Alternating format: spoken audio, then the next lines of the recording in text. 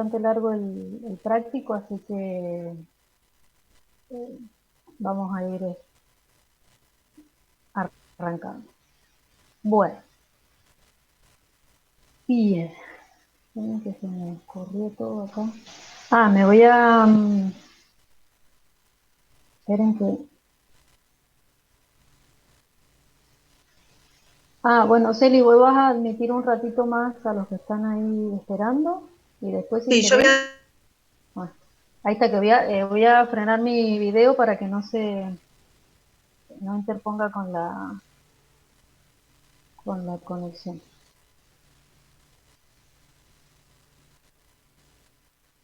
Bueno, vamos a empezar. ¿Me escuchan bien?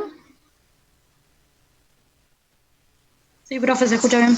Bueno, Sí. perfecto. Me avisan, porfa, si se empieza a cortar. Bueno, yo lo que hice fue hacerles un Power con lo del PDF porque así se veía mucho, algunas figuras se van a ver un poquito mejor, otras no las pude mejorar, así que bueno, vamos a hacer un esfuerzo para poder entender. Bueno, partimos de un caso clínico, donde dice que usted está realizando la PFO y se encuentra leyendo un boletín de actualización en la guardia, encuentra la parte de novedades, este apartado, la Agencia Española de Medicamentos y Productos Sanitarios informó a los profesionales sanitarios acerca de nuevos datos de seguridad sobre los medicamentos que contienen toxina botulínica y la aparición de reacciones adversas graves, relacionadas esta con la diseminación de la toxina botulínica a lugares distantes del lugar de administración. El informe fue realizado luego de que la agencia recibiera 12 notificaciones de casos graves, de los cuales 6 ocurrieron en niños y uno de ellos tuvo un desenlace fatal. El informe también se basa en datos de Public Citizen en Estados Unidos, que reportó 16 casos de muerte con el uso terapéutico de la toxina. 4 de ellos son en niños. En relación con el uso cosmético se reportaron 36 casos graves, incluyendo 2 casos de disfagia, pero ninguno con desenlace fatal. Y en febrero del 2008 la FDA notificó a través de un comunicado sobre la asociación observada entre medicamentos que tienen toxina botulínica con algunos casos de reacciones adversas, incluyendo fallo respiratorio y muerte. Entonces ustedes rápidamente comienzan a recordar en qué tratamiento se utiliza la toxina botulínica.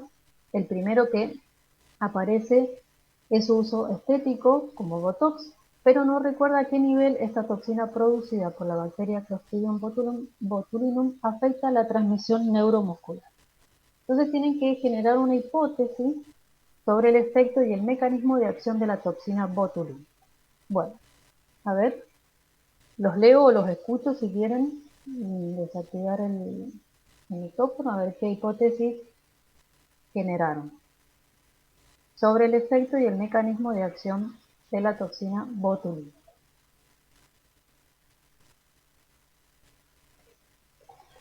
A ver, Valentina dice la toxina botulínica afecta la transmisión neuromuscular, la liberación de los neurotransmisores de las terminaciones presinápticas. Bueno, ¿quién más?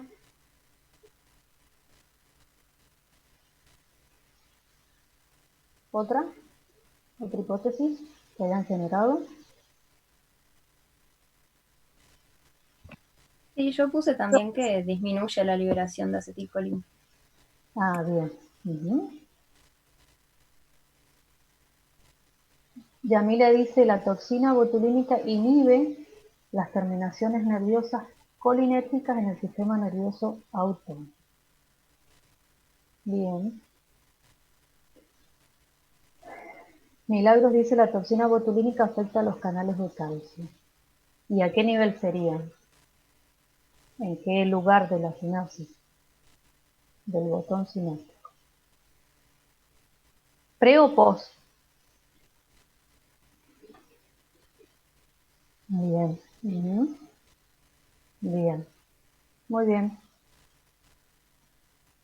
A ver, Avi, la toxina botulínica inhibe la liberación de vesículas con acetilcolina, lo que genera parálisis en miembros superiores. Bueno, pero esa me parece que ya fue ir a buscar directamente la respuesta. Abril dice la toxina botulínica bloquea la luz del canal del receptor de acetilcolina, inhibiendo la transmisión sináptica. Camilo, la toxina botulínica afecta la unión neuromuscular, impidiendo la unión del neurotransmisor acetilcolina a su receptor, causando parálisis. Bueno, bien. Bueno, seguimos. Bien. Perdón. Dice, para poder analizar su hipótesis, si es verdadera, tenemos que ver cómo las estructuras que soportan el intercambio de información a nivel neuromuscular. Lea el siguiente texto. Dice, los núcleos esqueléticos están controlados por neuronas alfa, que son neuronas colinérgicas, cuyos somas se encuentran en el asta anterior de la médula espinal y en los núcleos motores de los pares craneales. La unidad motora es el conjunto formado por una motoneurona y las fibras musculares esqueléticas que esta motoneurona alfa inerva. Es una unidad funcional, ya que cuando una motoneurona alfa genera un potencial de acción, se contraen las fibras musculares que inerva. Y también es una unidad estructural, ya que las fibras musculares denervadas no se contraen, sino que también se atrofian. Las unidades motoras son heterogéneas, existen 3 tipos y difieren tanto por las características de las motoneuronas alfa como de las fibras musculares que la conforman. Todos los músculos poseen los 3 tipos de unidades motoras, pero en diferentes proporciones, con distintas características morfológicas, bioquímicas y funcionales. Entonces, se tienen que hacer un dibujito con la información que les da el texto. Bueno, más o menos, ¿qué dibujito pudieron hacer? ¿Cómo sería el dibujo con esta información?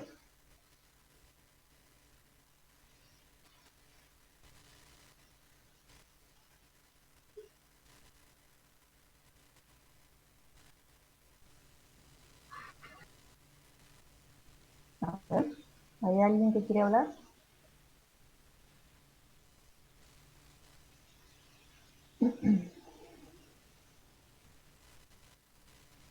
¿Cómo sería? De una manera simple podríamos dibujar un corte transversal, por ejemplo, de la médula, y en el asta gris anterior, o sea, hacer un circulito en el asta gris anterior como si fuese el cuerpo neuronal, y desde ahí hacer, bueno, el axón y una división del axón que impacte sobre diferentes, en un músculo que está conformado por diferentes fibras. Bien. Y entonces, ahí, ¿cuál sería en realidad la unidad motora? Y la unidad motora es el conjunto tanto de esta motoneurona alfa y las fibras que va a inervar. Por ejemplo, si se divide en 3, inerva 3 fibras, bueno, esas 3 fibras más ese axón y el soma sería toda la unidad motora. Perfecto. Bueno, ¿están todos de acuerdo?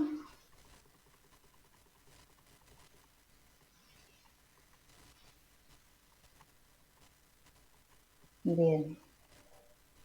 Entonces, en realidad lo que tendríamos que, si ustedes dibujaran, tendrían que llegar a un dibujito como este, ¿no? Que es lo que acaba de comentar el compañero. Es la motoneurona alfa con las fibras a las cuales ella inerva. Y el ejemplo que dio el compañero es que si habían varias, pueden haber varias o no unidades motoras, que inervan en realidad varias fibras musculares, ¿sí? Por lo tanto, acá tenemos 2 unidades motoras y en este caso tendríamos una sola unidad motora.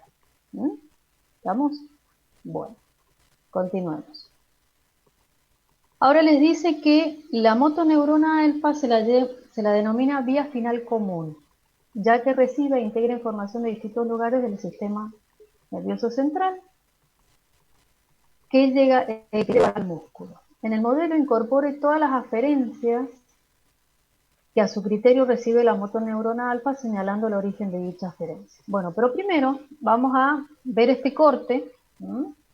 Y quiero que me digan qué tipo de corte es.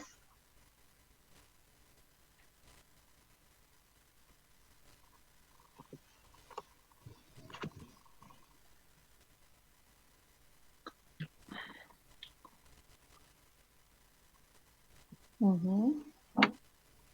Bien.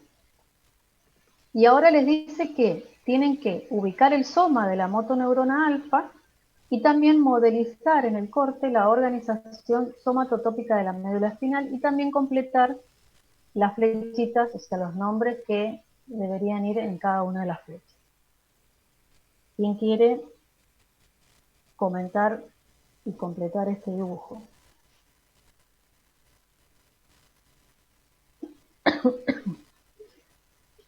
Bueno, ¿dónde estaría el soma de las motoneuronas alfa?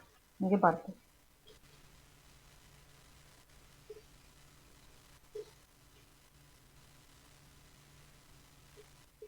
Ujú. ¿En esta parte de acá sería? Bien. Ujú. Muy bien. Bien.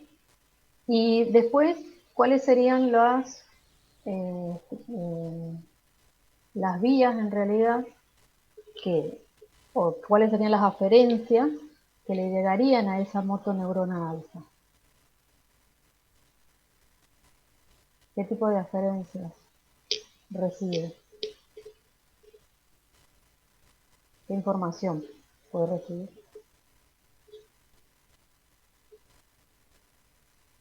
Ustedes ya más o menos lo estuvieron viendo con el lector de alvalegros, con los reflejos. Y de ahí tenemos las que se llaman segmentarias, que están relacionadas con estos receptores sensoriales del uso Ujú. y el Bien, órgano tendinoso de Golgi, o las bien. interneuronas también. Bien, Están también ahí. interneuronas, exacto. Ujú. Bien. ¿Y le llegan algunas aferencias corticales?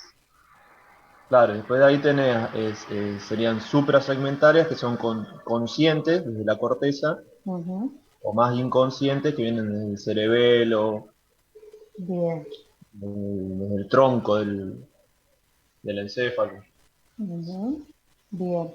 Entonces, ese tipo de información después de los receptores sensoriales, bien, de las corticoespinal, de las interneuronas, ujú. Para ejecutar o no, hay movimientos voluntarios o involuntarios, ¿no? Bien, y entonces, ¿cuáles serían, qué estructura, no estructura, sino estas flechitas, cuáles serían las nombres de las vías que están acá? Por ejemplo, esta, ¿cuál sería? ¿Qué vía es? Esa, Esta. el gordito es córtico espinal, puede ser lateral. Bien, ujú, muy El de bien. abajo, el ¿Y el rubro de espinal. abajo? Bien. ¿Y este? ¿Este que está acá? ¿Ese es el vestíbulo, puede ser? ¿Vestíbulo espinal? No, en realidad este es el vestíbulo final. Yo puse el retículo Ah, espinal medial. Bien. Ujú. los tenías. ¿Cómo es entonces Este es, el...? Sí, ese que está este, ahí. este es el retículo espinal vulvar. Y este Ah, es el retículo espinal pontino. ¿Sí? bien. Y estos son el vestíbulo espinal, que es el que vos nombraste. ¿Y este cuál sería? El tecto Este, espinal. el tecto espinal. Muy bien. Ujú. Bueno, entonces, les tendría que quedar así. ¿Sí?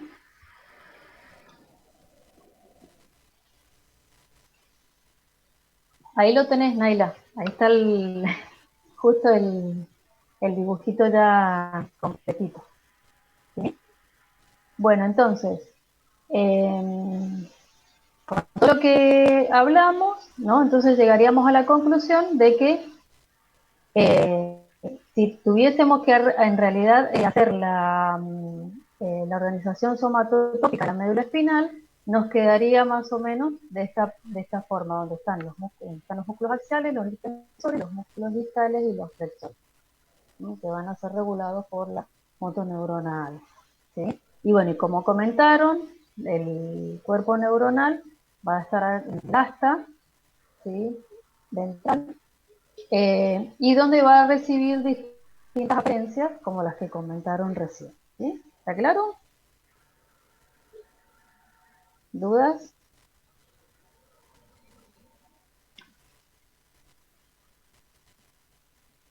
Bueno, continuamos. ¿Sí? Esperen que se me... Bueno, ahí dice, usted está intentando recordar, no sé cómo me aparece, usted está intentando recordar el sitio de acción de la toxina botulínica, revisa las estructuras que existen en la sinapsis, en relación de la motoneuronal y las vías musculares esqueléticas. A esto se le denomina unión neuromuscular o placa motora, ¿sí? Entonces, cerca de la sinapsis, el nervio motor pierde su vaina de mielina y se divide en ramas finas que se denominan botones o pies terminales que tienen vesículas con el neurotransmisor acetilcolínico. Debajo de la terminal nerviosa, la membrana muscular fibrosa e invagina formando la fosa o depresión sináptica. El espacio que separa ambas membranas o hendidura sináptica contiene una sustancia amorfa rica en glucoproteínas y diversas moléculas reguladoras. Toda esta estructura se denomina placa motora, ¿sí? Y está revestida por una o más células de Schwann que aísla del entorno. A continuación le presentamos un esquema de la placa motora y tiene que completar las estructuras que salen aquí, ¿sí? Entonces, en este caso, esta flechita, ¿a qué indicaría? El axón. Estructuras, ¿sí? Acá el potencial de acción no es una estructura mucho, ¿sí? Puede ser el axón, sino que otra cosa más. El cono. El cono neuronal puede ser. El cono tendría que estar más arriba. No, No claro. podría ser sino la mielina. La mielina, exacto. Podría ser así. Bien. ¿Y esto de acá? Si es estructura, ¿no? No nos vayamos a como otra compañera, un potencial de acción. Claro, yo eso le puse impulso nervioso. Bueno, no es una estructura. ¿Sí? ¿Qué, la flecha esa? ¿Qué sería esto? ¿Qué podría ser? Si no es un potencial de acción, tal vez el transporte de algo. Estructura. Ah, ¿Sí?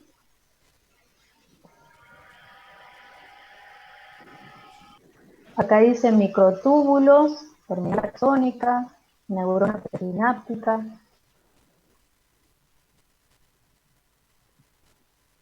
Botón sináptico. A ver qué otra. Pero tiene dirección, ponen ahí. A ver, ¿Filamentos no pueden ser? ¿cómo? Filamentos. ¿Filamentos de qué? De actina. Pero no, en realidad ahí tendría que ser una estructura, una microestructura, ¿sí? Ah, no, está Acá, en esta parte de acá. Ahí dicen los nódulos de Ravier.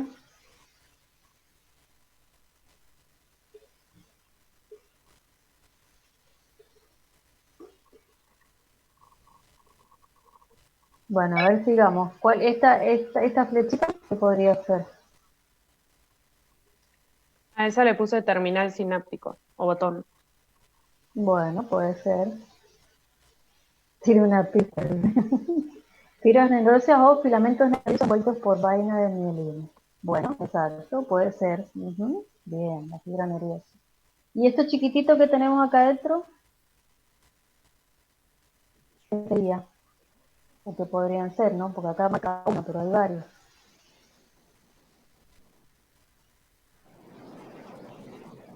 las vesículas. Bien, la vesícula. Muy bien. Bien, ¿y acá? ¿Esta flecha? ¿Esos no serían canales de calcio? ¿Canales de calcio? Bien, los canales de calcio, muy bien. ¿Y esta estructura que está acá, que parece un riñoncito, qué es lo que marca acá? Mitocondria. Bien, son canales Mitocondria. mitocondrias, muy bien. Y estos son, ahí como dicen, son canales de calcio voltaje dependiente. Muy bien. ¿Y esta flechita?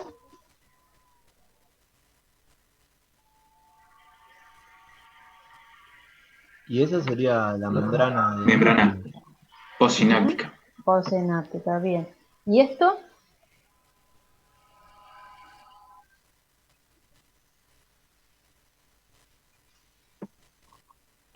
La ligadura, ¿qué dicen? La placa motora, la ligadura.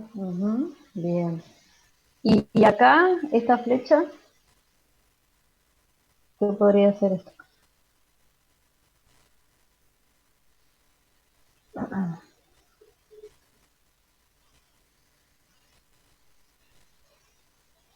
¿Esta flecha? Bien, la membrana postsináptica. Muy bien. Bueno, por ahí otros gráficos son un poquito más completos. Por ejemplo, como este, ¿no? Que tenemos que la célula de Schwann era la que podía llegar a ser lo que tenemos marcado a lo mejor acá. Sí, acá, en esta parte de acá. La célula de Schwann. Bueno, en realidad, bueno, estas serían todas las estructuras que tenemos en la, tanto en la presináptica, el botón presináptico como en la placa motora. ¿Cuál flecha? Esta, la de la, eres el nervio motor. ¿Sí? Bueno. Bien. Continuamos. Dice, esta terminal sináptica neuromuscular presenta una conformación particular y tiene un conjunto de proteínas que intervienen en la exocitosis del neurotransmisor. Analice las imágenes adjuntas y realiza la síntesis de las estructuras y proteínas que conforman la terminal. ¿Sí? Entonces, ¿qué es lo que observan en este gráfico? Nosotros recién habíamos hablado de que existían vesículas, y ustedes comentaban que en estas vesículas estaba el neurotransmisor, que en este caso es la acetilcolina. ¿Sí? Entonces, ¿quién me puede comentar, hacer una síntesis de las estructuras y proteínas que conforman esta terminal?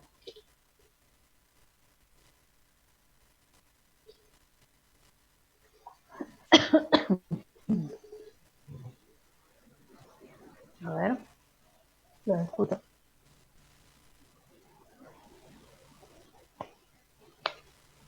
A ver, Dino, ¿ni más? O no sé quién es el que hablaba recién.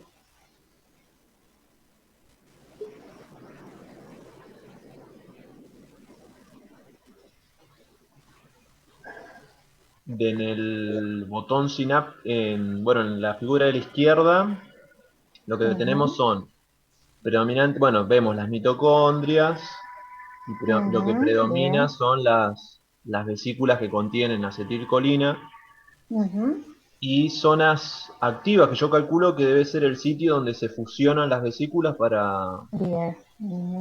para liberar el neurotransmisor. Bien. Que vendría Del a ser otro en lado, realidad sí, parecido a esto, ¿no? claro, y del otro lado especifica que para que se produzca la fusión tiene que haber asociación de proteínas SNER, Bien.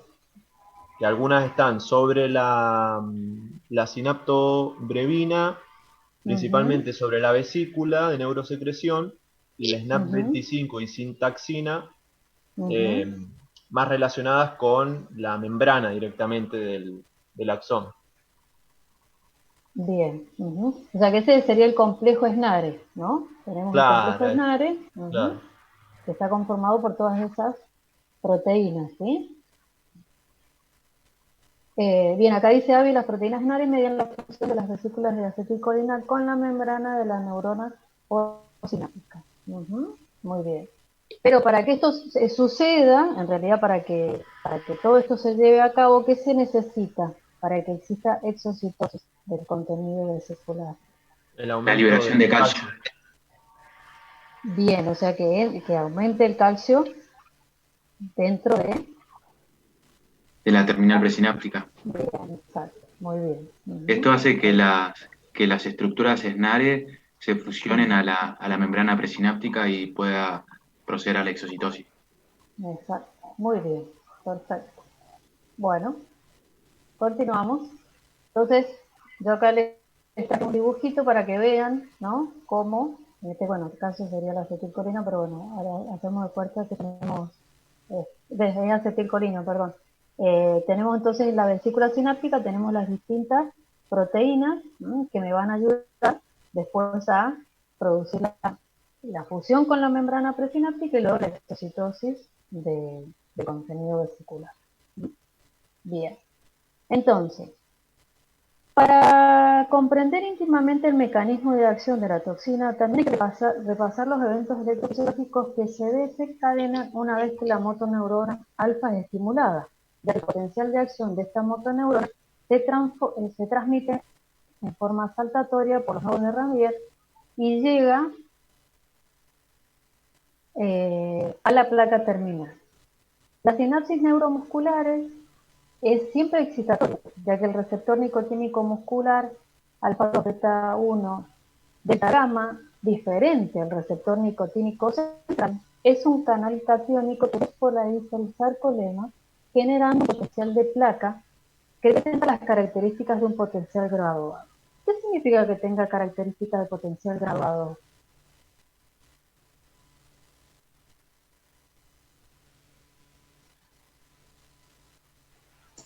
¿Puede ser que se puedan sumar espacial y temporalmente? Bien, ¿y qué más? Porque en realidad el potencial de placa, ¿qué es? Es un potencial que ¿dónde se genera? en la membrana del músculo, o sea, en la Bien, fibra o sea, es un muscular, potencial postsináptico excitatorio. excitador. Excitatorio, Bien, siempre es excitatorio. exactamente, siempre es excitatorio. Como dijo la compañera, entonces se puede sumar. ¿Sí? Bien, es un potencial local, bien como lo dice ahí, y grabado es bien, porque su voltaje en realidad será mayor cuanto mayor sea el estímulo. ¿Estamos? Bien, entonces dice, en el siguiente modelo se esquematiza el proceso de neurotransmisión en la placa motora. Escriba una síntesis que la ponga en funcionamiento. ¿Sí? Puede apoyarse en el ítem donde escribió las estructuras involucradas en las sinapsis. Entonces, señale qué estructuras se marcan como A, B y C y D. ¿Qué sería? La A, ¿qué es? El nervio. Bien. ¿Y la B?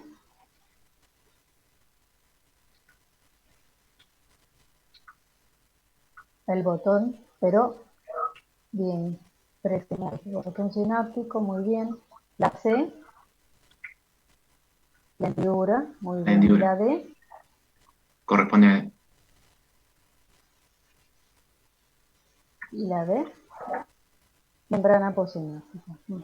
Muy bien, perfecto. Entonces, hay una secuencia de eventos, ¿no?, o de procesos que se van dando. Por ejemplo, el número 1, ¿qué sería? Yo coloqué, profe, el potencial de acción que Bien, alcanza la acción terminal. muy bien. Entonces viene un potencial de acción. Luego en el 2, ¿qué sucede? Que se abren los canales de calcio dependiente de voltaje y Bien, esto pero ¿por permite, qué se abren esos canales? Porque se despolariza la membrana. claro, Bien, llega al umbral, bien, son canales dependientes de voltaje. bien, exacto. Pues hay una despolarización y eso genera la apertura de estos canales de calcio voltaje dependiente, generando la entrada de calcio. Y en el punto 3, Es el proceso por el cual el calcio se une a las proteínas SNARE y permite la exocitosis fusionándose la membrana de las vesículas y la membrana presináptica. Bien, entonces se genera ¿qué cosa? La liberación del neurotransmisor. Muy Neurotransmisores. bien. Ujú, bien. Y luego en el 4, ¿qué pasa en el 4 acá? ¿Ustedes ven bien los dibujos? ¿Están bien o están medio...? Sí, se ve bien. Y el 4 Bueno, sería la unión de la acetilcolina con el receptor nicotínico que lo activa. Y eso permite el perfecto. ingreso del sodio a la membrana postsináptica. Ujú, bien. Son canales ligando dependientes.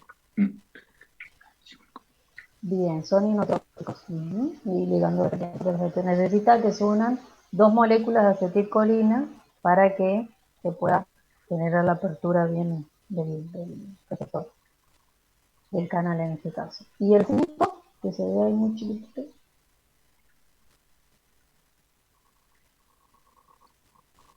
Bueno, estos canales iónicos permiten que la membrana postsináptica se despolarice por el ingreso de sodio Bien, muy al bien. umbral y se forma un nuevo potencial de acción. Bueno. Perfecto. Entonces ahora les dice que cuando el potencial de placa alcanza el umbral, acuérdense que como era un potencial graduado, ¿qué sucede? Se desencadena recién ahí el potencial de acción de la fibra muscular, ¿no?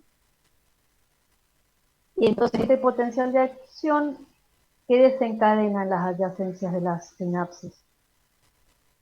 Ya que en ese lugar se encuentran los canales tipo.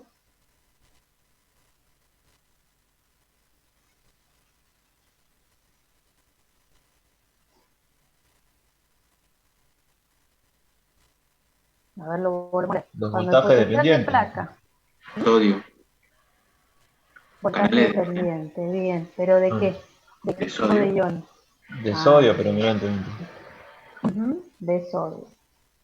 Entonces, incorpora en el modelo los canales que participan en el potencial de acción de la fibra muscular, ¿sí? O sea, viene un potencial de acción, se genera en la membrana postsináptica un potencial graduado, que eso, dependiendo del estímulo que sea, si alcanza el umbral, se desencadena un potencial de acción con la consiguiente, que ya lo vamos a ver, con lo que pasa con la fibra muscular. ¿No? Entonces, le dice que en la unión neuromuscular hay un factor de seguridad elevado en condiciones normales, porque cada impulso que llega a la unión neuromuscular libera más acetilcolina que la necesaria para asegurar que se genere el potencial de acción en la fibra muscular. Ello quiere decir que el potencial de placa generalmente alcanza el valor ¿Del umbral? del umbral, exacto. O sea que nos aseguramos sí o sí de que se genere un potencial de acción. Por eso se liberan muchísimos cuantos de acetilcolina. ¿Ah? ¿Estamos? Entonces, yo acá encontré un dibujito como para que ustedes pudieran ver que esto sería, este es el factor de seguridad. Es decir, que sí o sí va a alcanzar el valor umbral para poder desencadenar un potencial de acción. ¿Estamos de acuerdo? Entonces, tenían que colocar y completar los valores siguiendo este gráfico. Que este es un gráfico de un potencial de acción de una fibra muscular esquelética. Donde acá tenemos el potencial de placa y luego el potencial de acción. ¿Sí? Acá es donde arriba un potencial de acción en la terminal axónica, ¿sí? Y lo que genera es un potencial de acción. Entonces, el valor de potencial de membrana, ¿de cuánto es? ¿De cuántos milivoltios es en el músculo esquelético? Es de menos 90. A ver. Perdón. Menos 90, sí, menos 80, menos 90. ¿Y el valor del potencial de placa? Más o menos ahí, observen. ¿Menos 50? Menos 50. Bien. ¿Y el valor del umbral? Menos 55. O no, un poquito más. Tendría que ser el mismo si En el realidad potencial. entre menos 45, menos 50. ¿Mm? ¿Y el valor del potencial de inversión? ¿De cuánto es más o menos? 5. Más o menos. ¿Es Más. negativo o positivo? Más. Ah, Positivo. bien. ¿Sí? Bien. ¿Y el tiempo de potencial de acción de cuánto estamos hablando? ¿De cuántos milisegundos?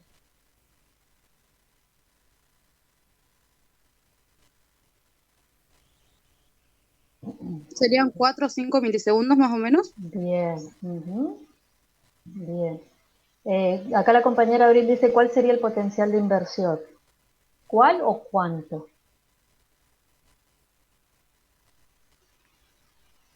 ¿Estás preguntando el valor? ¿Y cuál es defíname qué es el potencial de inversión? A ver si alguno de los compañeros puede explicarle a Abril qué es el potencial de inversión.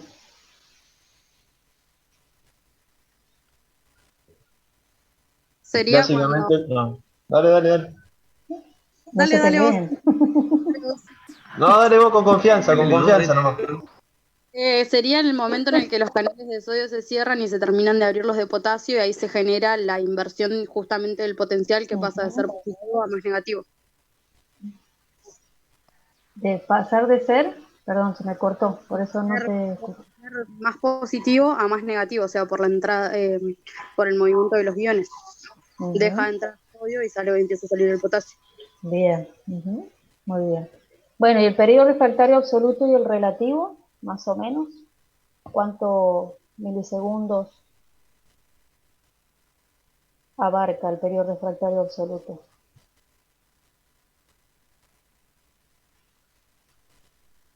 Yo vi en un gráfico, que no sé si será, pero más o menos el absoluto de un milisegundo, puede ser, ¿El absoluto de cuánto? de más o menos un milisegundo. No. Y En depende realidad, cuánto sea. Debería ser más si es de 5 segundos, el absoluto tal vez tenga 3 milisegundos, bien, claro, porque es dos tres coma tercios del cinco potencial de acción, ¿sí? Claro, Claro. claro. Ujú, bien, o sea, y el refractario en realidad sería un poquito menos, unos 2 milisegundos, ¿no? Así como dijo el compañero, si son 5 milisegundos, 3 milisegundos serían del absoluto y 2 del relativo. ¿Mm? ¿Sí? Bien, entonces, continuando, dice, la duda que usted tiene respecto al ciclo de acción y mecanismo de acción de la toxina es que si también afecta el mecanismo de acoplamiento éxito-contraste. ¿Cuál es el mensajero que, que se necesita para este acoplamiento? El El calcio. calcio. Bien, el calcio. ¿Mm? Entonces, para aumentar su concentración intracelular participan estructuras musculares como los túbulos T y las cisternas adyacentes, que están comunicadas por unas estructuras denominadas pies de unión, proteínas de arco o complejos de canal de la unión. Estos complejos proteicos, que usted seguramente ya estudió en histología, representan dos proteínas muy importantes implicadas en la traducción de la señal, que es la dihidropiridina y la reanodina. Entonces les pide que analicen el modelo adjunto, ubiquen las proteínas y realicen una síntesis del funcionamiento que queda plasmado en el modelo, y debe quedar claro el rol de la dihidropiridina y de la rianodina. ¿Mm? Entonces, esperen, este sería el dibujo. ¿Se ve?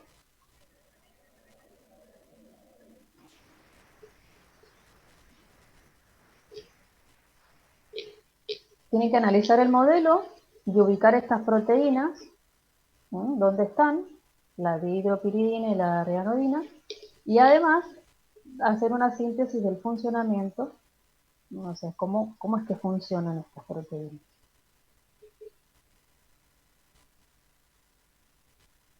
nosotros ya hablamos de que se liberaba acetilcolina que se unía a los receptores postsinápticos y se generaba algo.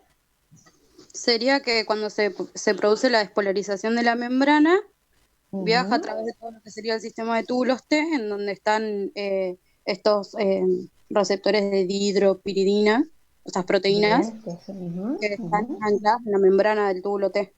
Y esa está acoplada a los receptores de rianodina. Entonces, cuando se produce la despolarización de la membrana, en el de dihidropiridina se produce un cambio conformacional que hace que se abra el canal de rianodina, el receptor, y desde ahí salga calcio desde el retículo. Bien, y esto genera entonces un aumento del calcio intracelular. Entonces, lo que pasaría sería esto, ¿no? Como dijo la compañera, se genera un cambio conformacional. Una activación mecánica, ¿no? ¿Cómo? Sería una activación o acoplamiento mecánico, ¿no? Sí, exacto. O sea, primero, o sea, estos canales, ¿sí? Son voltaje dependientes. ¿Sí? ¿Estamos? Entonces, son canales de calcio voltaje dependientes, por lo tanto, van a generar, cuando se despolarice, ¿sí? Van a cambiar la conformación y generan una apertura de las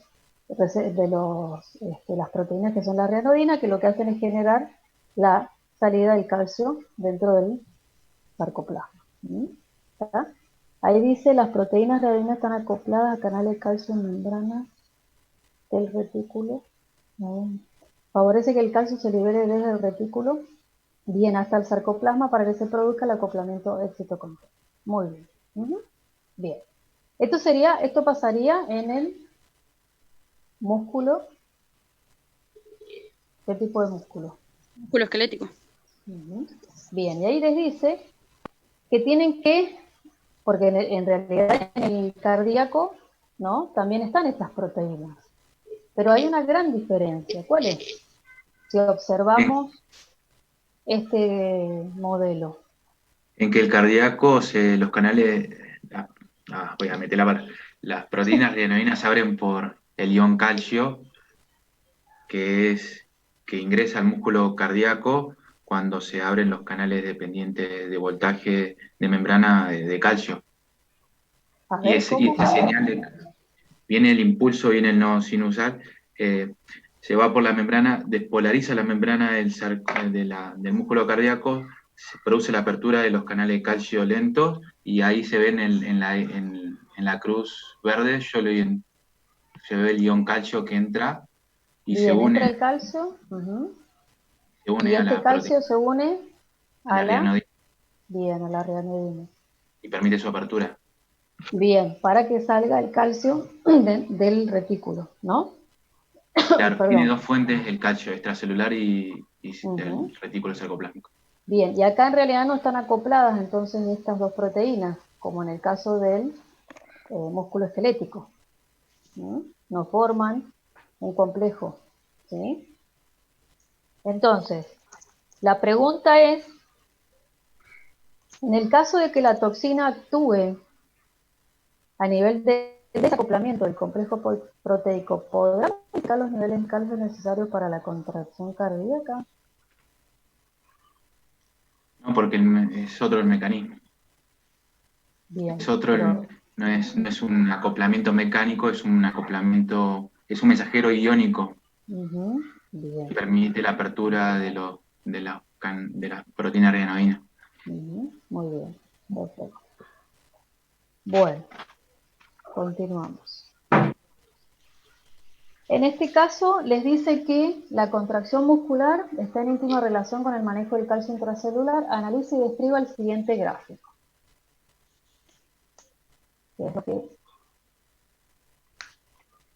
¿Qué sucede en este gráfico?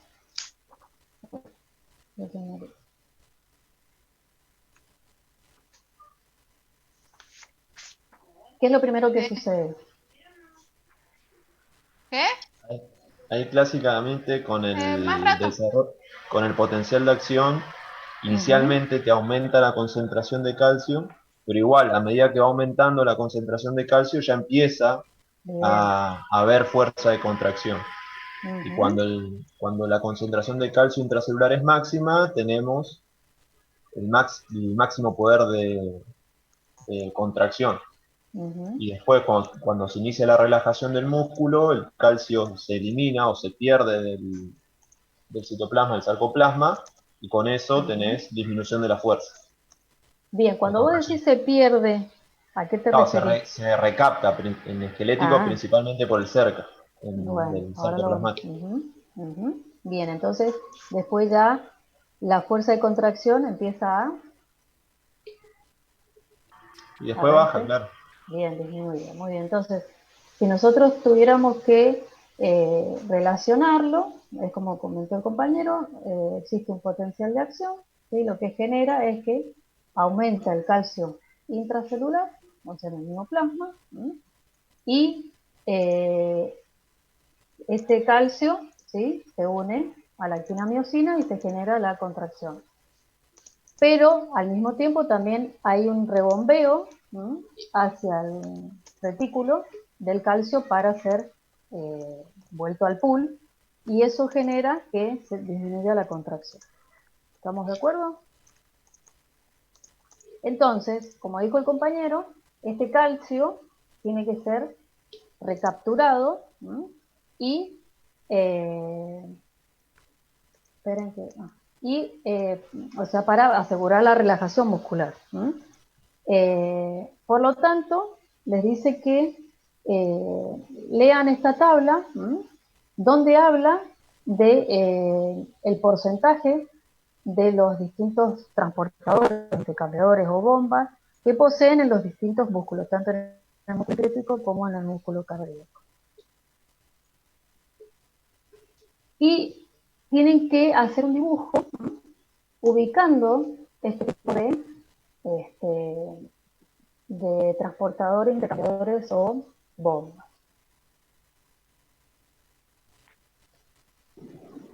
El gráfico anterior, me parece que ese gráfico es este.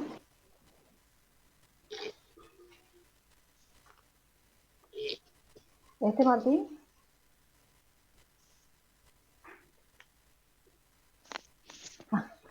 Ah, bueno. Este es de Bernie Levy, ¿eh? Así que, bueno. Entonces, ¿dónde ubicarían cada uno de estos transportadores o intercambiadores? Por El cercano ejemplo. está en la membrana del retículo sarcoplásmico y es una bomba dependiente ATP, ATPasa. Ujú. Bien, perfecto. El NSX yo lo ubiqué en la membrana del músculo y es un Ujú. intercambiador de sodio-calcio. Calcio, bien. Ujú. O sea, en este caso, ¿qué haría el NSX? ¿Cómo sería el intercambio? Saca el Que calcio y mete el sodio. Bien. Ujú. ¿Y los PMSA la membrana Esa es una también. qué bomba. son? Ujú. Bien. ¿Dónde está ubicada? ¿Dónde podría estar ubicada en realidad? En la membrana. ¿Pero de dónde? Apical. ¿Cómo? La- En la membrana Membrana apical. plasmática. Ujú. En la membrana plasmática, ¿sí? Bien. ¿Y el MSU? Bueno, te lo está diciendo ahí. la mitocondria. Mitocondria. Bien. La mitocondria. ¿Mm? Bueno, entonces más o menos sería algo así, ¿no? Ay, espera. Por acá. Dijimos que los NSX estaban en la membrana, ¿no? Por lo tanto es un intercambio con calcio y sodio. Y también tenemos en realidad la bomba, esta bomba de la que hablábamos, el MPCA, está en la membrana, ¿no? Y el cerca es el que lo tenemos acá, ¿sí?, en la película. Micaela, ¿el PMSA dónde está? En la membrana plasmática. ¿Sí? Que sería este. Ujú. Bien. Eh, muy bien. Ahora Liz, usted plantea si la toxina puede afectar el mecanismo de inactivación del neurotransmisor, ya que de esta forma puede modificar la presencia de acetilcolina en el espacio sináptico y por ende la neurotransmisión. Usted puede modificar, usted sabe que la acetilcolina esterasa hidroliza rápidamente la ACO, lo que conlleva la repolarización de la membrana postsináptica de la membrana de la placa motora y asegura así la respuesta ante el estímulo de la motoneuria.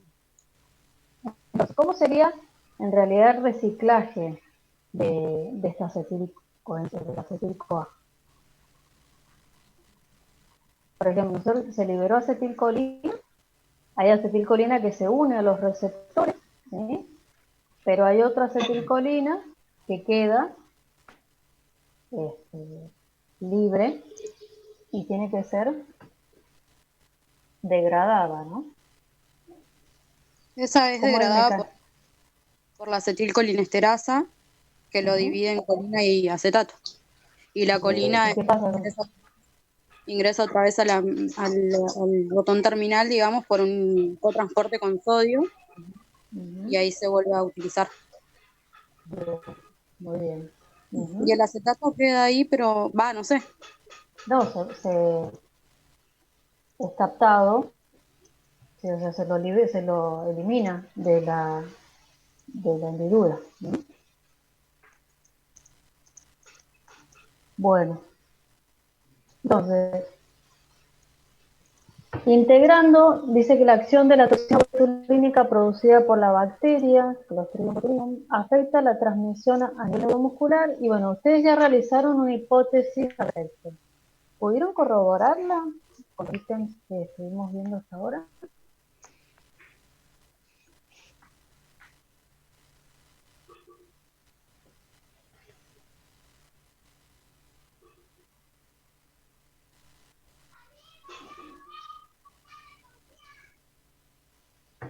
¿Sí o no? No los escucho. ¿Ustedes me escuchan a mí? Sí, profe. Por ejemplo, a ver, las hipótesis que comentaron al principio, ¿hay alguno que la pudo refutar o aceptar?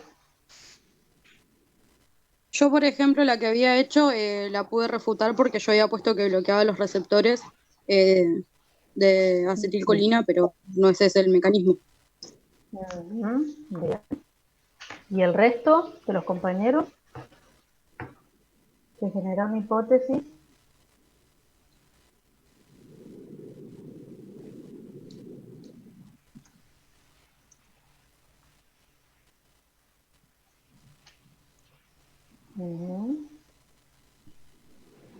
Bueno. Entonces dice que para poder arribar a una conclusión le proponemos que analice el siguiente modelo sobre la acción de la toxina botulínica. En algunas diapositivas anteriores estuvimos viendo cómo es o sea, cómo las proteínas SNARI forman parte de la vesícula y cómo se produce el proceso de exocitosis. Entonces, con este gráfico, ¿cómo es que se internaliza la toxina? ¿Cómo hace la toxina para entrar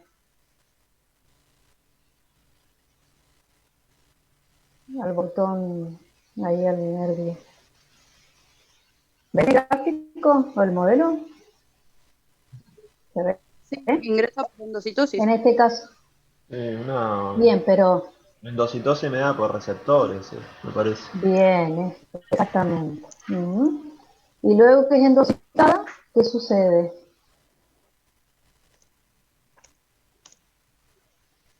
Después queda expuesta en la vesícula una peptidasa, ¿era? Sí, una peptidasa. Y lo Por que eso, hace es... ¿qué función cumple en realidad la toxina? Claro. Lo que ¿Qué hace es hace? romper a las proteínas SNAR. Bien, Las hidroliza. ujú. Entonces no se puede fusionar la vesícula con los neurotransmisores y la membrana. Bien. ¿Y por qué acá dice, qué son los tipos B, D, F, A, E, tipo C? ¿A qué se referirá? Creo que son los tipos de cadenas livianas que tiene la toxina. Bien, ¿y qué hacen? ¿Tienen la misma función y utilizan las mismas proteínas? No, algunas, o sea, ¿El hidrolizan complejo SNARE? diferentes proteínas Ujú. SNAR. Bien. Ujú. Entonces, todo esto lo que va a llevar en realidad es a ¿qué va a suceder entonces? Que no se libera acetilcolina. Ujú. ¿Y entonces qué consecuencias tiene sobre el funcionamiento del músculo esquelético? La acidez. Ujú. Bien, no va a haber contracción. Exacto. Dice, ¿y puede ser esta toxina, o sea, la toxina utilizada clínicamente para otras patologías, además del estético?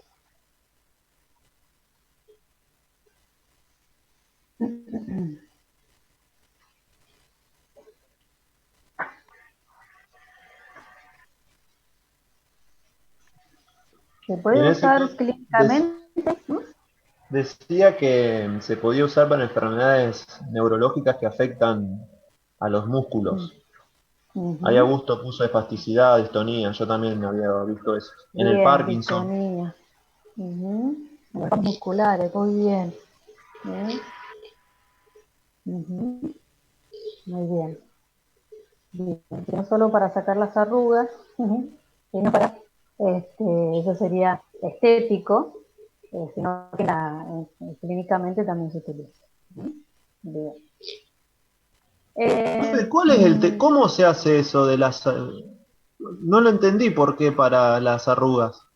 ¿Que las arrugas son... es una contracción muscular? Claro, lo que hacen es inhibir la contracción muscular. Claro, pero la arruga es una Entonces, contracción muscular. claro, o sea, la arruga se genera porque se contraen los músculos, por ejemplo, en el caso de la frente, si Ah, uno mira. gesticula mucho, Ah, al claro. contraerse los músculos, ¿sí? O cuando se ríe, ¿sí? Se contraen los músculos y eso empieza a generar las arrugas. Entonces, con la toxina botulínica lo que hace es que no se contraiga el músculo, Claro. inhibir la contracción. ¿Sí? Bien, y ahora les dice que el siguiente modelo expresa los lugares donde distintas toxinas o fármacos pueden actuar, que puede ser a nivel presináptico, postsináptico, y hay que ubicar a la toxina botulínica. Y también pueden completar con otras toxinas o fármacos que ustedes conozcan. Entonces, en este caso, yo lo que hice fue más o menos copiar o ver un poquito el dibujo para que se viera un poco más claro. Y tenemos en este caso, por ejemplo, eh, drogas que bloquean, ¿sí?, de forma competitiva o despolarizante al receptor. ¿Sí? Por ejemplo, si en el caso que fuera una acción competitiva, ¿no? ¿Qué efecto produciría y qué ejemplos en realidad podrían dar? Si hay algunos que conozcan. En el caso de competitivo. O sea, ¿con quién van a competir en realidad? Bien, con la acetilcolina. Ujú, ujú. Entonces, si compite con la acetilcolina, ¿cuál sería el efecto que produciría?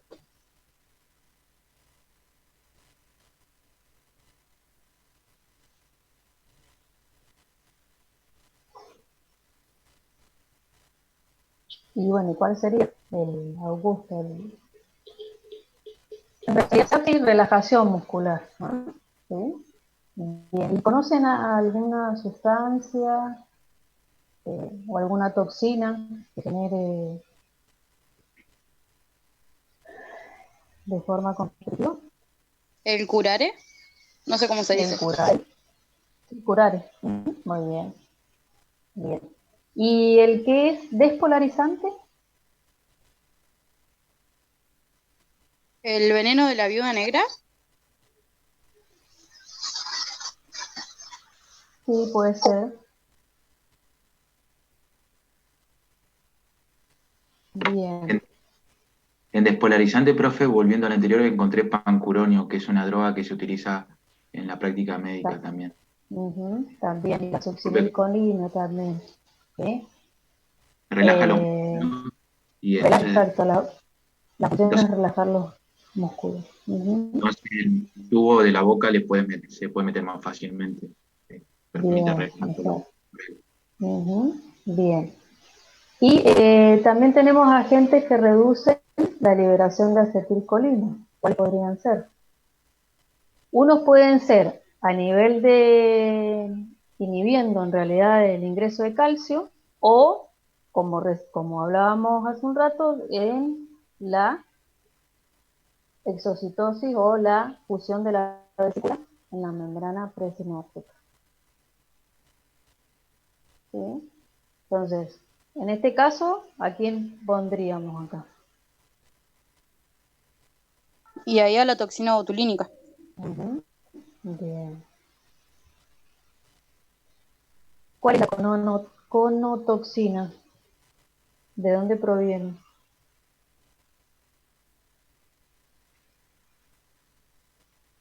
Augusto.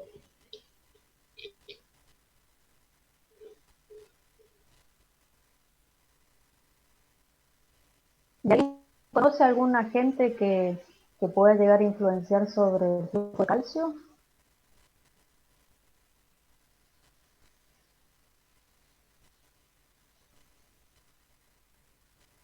Ah, bueno. Está bien. El borón dice conotoxina, bien.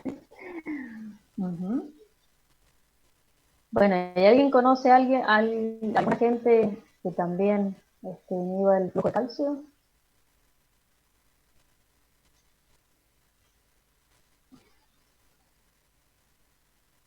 Bueno, y acá en la transmisión, en realidad sería la colinesterasa, ¿no?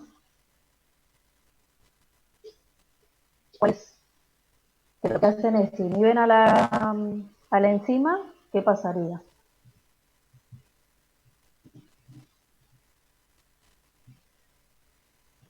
Es una contracción permanente.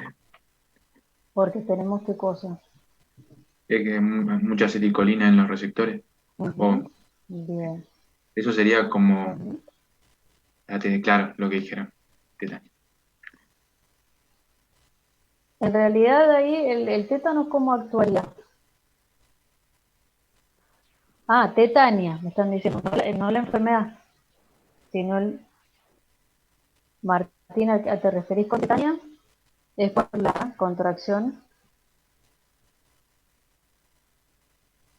Ah, está bien, bien. Bien, ¿y acá alguien encontró alguna sustancia que pueda inhibir a la colinesterasa?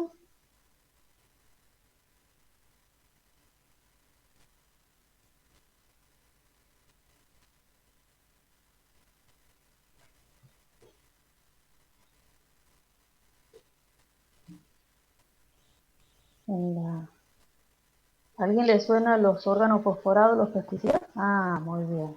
No son insecticidas, son pesticidas, ¿sí? Los órganos fosforados. Bien. Y en este caso yo agregué otro lugar donde podría en realidad bloquear el receptor, que es una enfermedad. ¿Cuál podría ser? A ver si alguien lo sabe.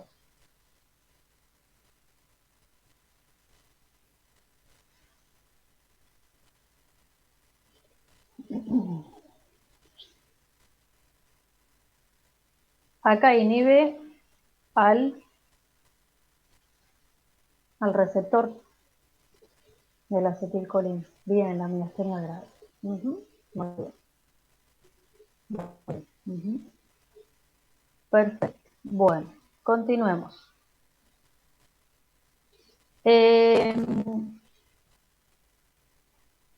Quisiera que me respondieran cuáles serían los músculos antigravitatorios y por qué se denominan así.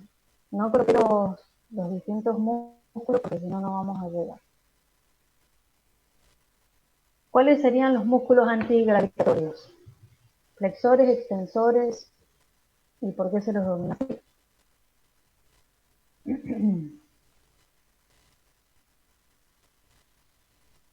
Los extensores, muy bien. ¿Y por qué se los denomina antigravitatorios?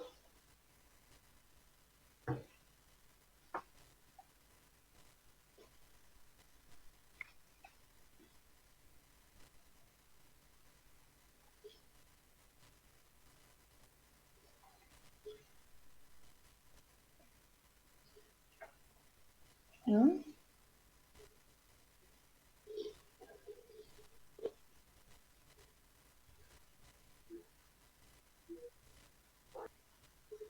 Bien, mantienen la postura, mantienen la posición erecta, bien, ¿y qué más? Solo estar, y además de mantener la postura,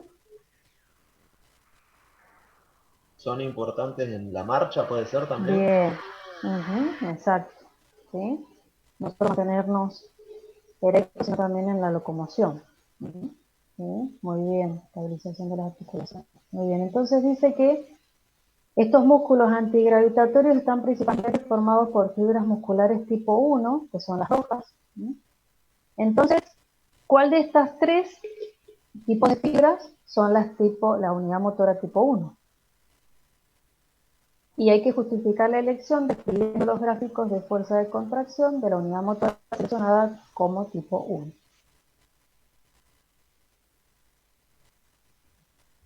La que está bien a la derechita, digamos. La que está derecha, Bien a a la la derecha. derecha. ¿Está? Esa, sí. Esa Bien, sería la ¿están del todos tipo de 1. acuerdo? Ujú. Bien, entonces, ¿por qué elegiste esta como tipo 1? Bueno, ahí tenemos en cuenta que las fibras de tipo 1 generan poca fuerza de contracción y el tiempo de contracción también se mantiene en el tiempo, digamos. Es más, lleva mayor tiempo la contracción. Entonces, principalmente por eso. ¿Y alguien quiere hacer alguna cosa más?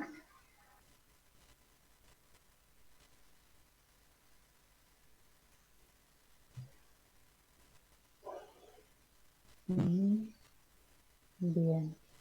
Entonces, a estas unidades en realidad motoras, ¿sí? Además de la fuerza de contracción que desarrollan, existen otras características que las diferencian y que no están, bueno, representadas en el modelo.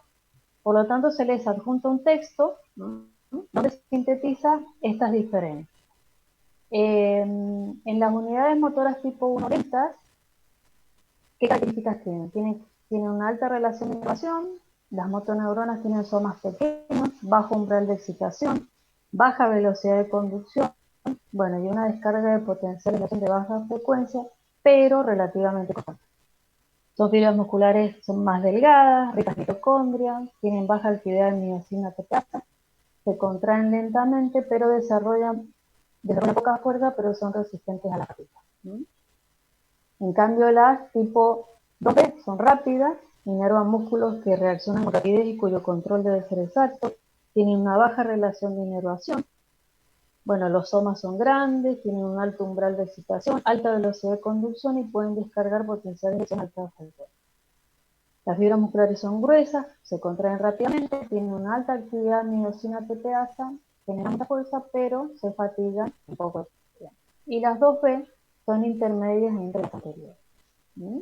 Entonces ahora, con estas características y estas diferencias, tienen que modificar el modelo incorporándolas al dibujo. ¿Cómo les quedaría entonces el dibujito?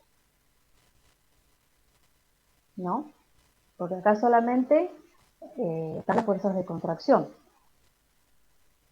¿Cómo les quedaría o qué le agregarían a este dibujo?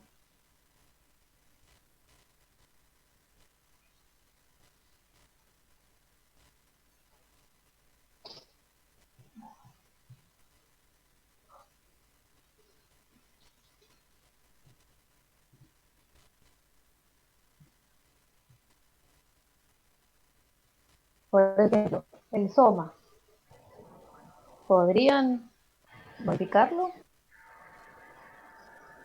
Y el soma en la uno, por ejemplo, tendría que ser más chico, Ujú.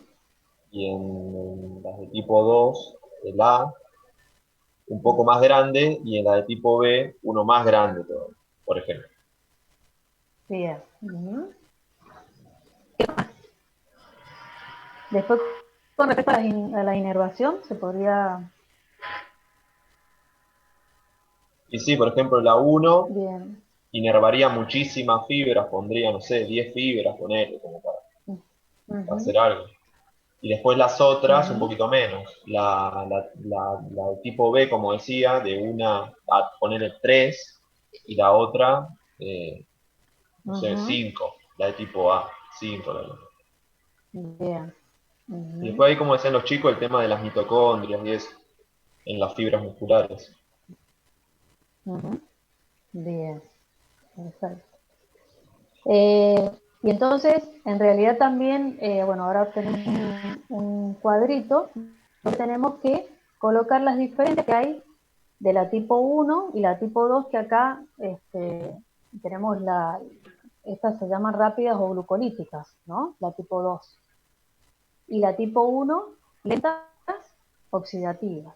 Entonces, vamos a hablar primero de las reservas de triglicéridos. ¿Cómo serían la tipo 1? Altas. Bien, ¿y en la tipo 2? Las tipo 2 son más bajas. Ujú. ¿Y las reservas de glucógeno? Al Bajas en revés. tipo 1 Bueno, y altas en Ujú. el... Bien. claro. ¿Reserva de creatina fosfato? La de tipo 1 baja y la de tipo 2 más alta. Ujú. ¿Reservas de ATP? Baja en 1 y alta en 2. ¿Capacidad de consumir ácido láctico? En esta, en la 1.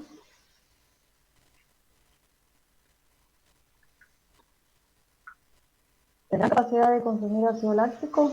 Yo le puse alta en la tipo 1 y baja en la 2. Igual yo.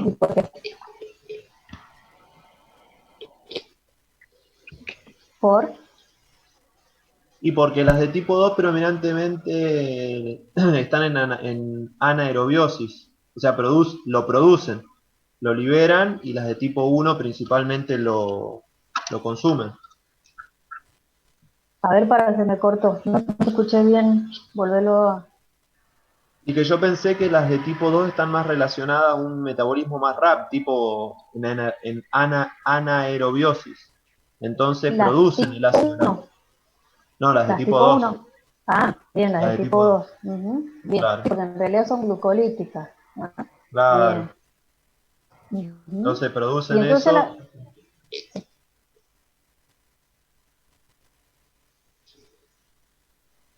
sí. No, no, profe, Ah, no, siga usted que la pensé que se te profe. había cortado.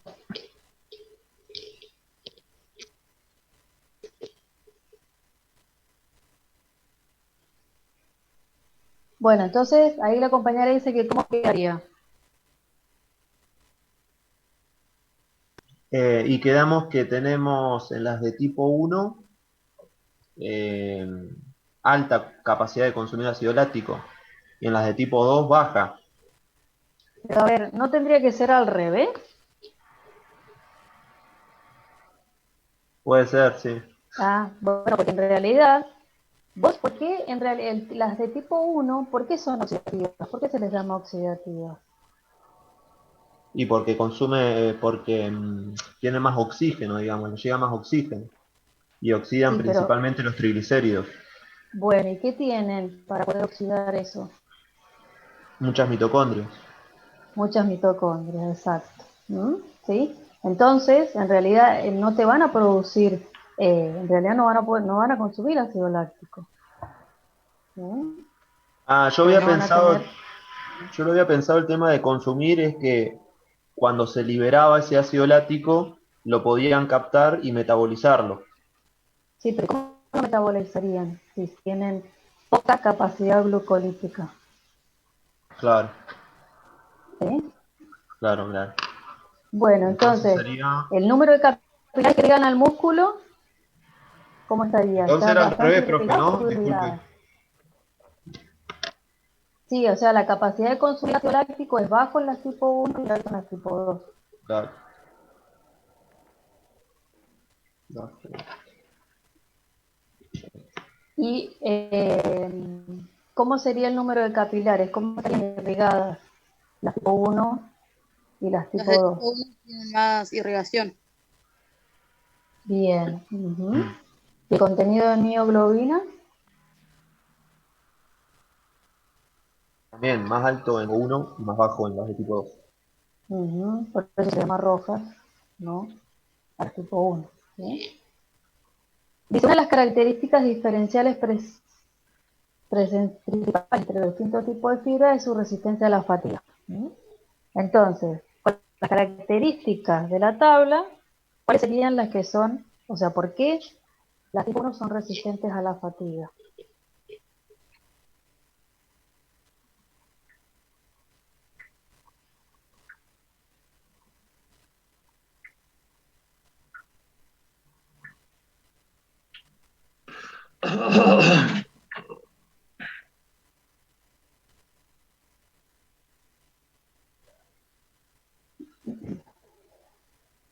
Sobre todo por su gran cantidad de capilares que lo irrigan y el contenido de mioglobina que le brinda el oxígeno necesario. Bien, pero cuando hablamos que son resistentes a la fatiga, ¿de qué estamos hablando?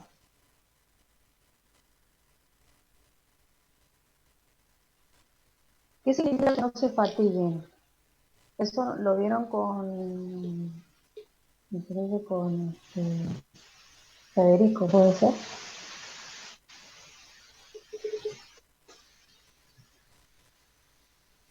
¿Qué significa que, o sea, cuándo se fatiga una fibra? Tiene que ver con la necesidad de recaptar calcio y para guardar, tener reservas, digamos, de ATP para el resto de los procesos que se realicen dentro de la célula. A ver, ¿qué dice acá? De que al aumentar el riego sanguíneo se puede elevar el calcio. Fatiga hace referencia a la utilización de oxígeno y glucosa, energía para utilizar.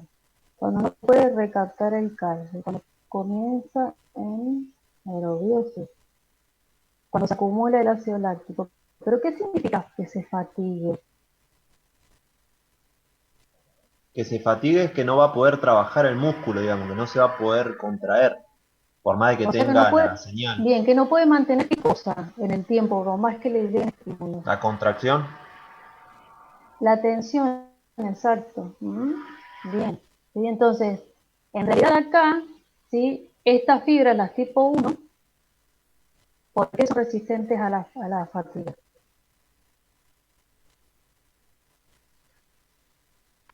y ahí son más resistentes, bueno, bueno, ahí decía que era por el tema de que tenían buena vascularización y eso, pero también porque el tiempo de contracción es más lento, no consume tanto ATP la contracción, entonces puede mantenerse más tiempo contraído principalmente por la actividad miocina ATPasa lenta o baja. Bien. Bien, pero o sea, es un conjunto en realidad de todas las características que tiene la Claro, tipo 1 generan o favorecen que sean resistentes a la fatiga, ¿sí? No una sola característica o claro. dos. Primero, que al estar bien irrigadas, ¿sí? Les llega buen aporte de oxígeno, que es el que va en realidad eh, a ser cedido por la mioglobina, porque tienen mucha cantidad de mioglobina. Y además, como tienen un metabolismo oxidativo, va a poder metabolizar, ¿sí? Esos triglicéridos con ese oxígeno en realidad que está llegando. ¿Estamos?